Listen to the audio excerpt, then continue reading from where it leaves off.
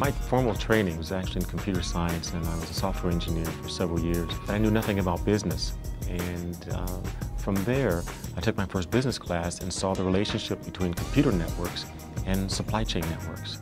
And that led me to getting a PhD and falling in love with the Midwest. I tend to be something of an extrovert. As a result, I really like to engage the class, challenge them, joke with them, just sort of keep it as interesting as possible. And I love to be in a program really proud of my colleagues, and where I feel like we're all working together in a very positive way to create a good product for the students. One of the things a student wrote one time is wrote that you almost make it seem natural to be in a classroom on 3 o'clock on a Saturday afternoon.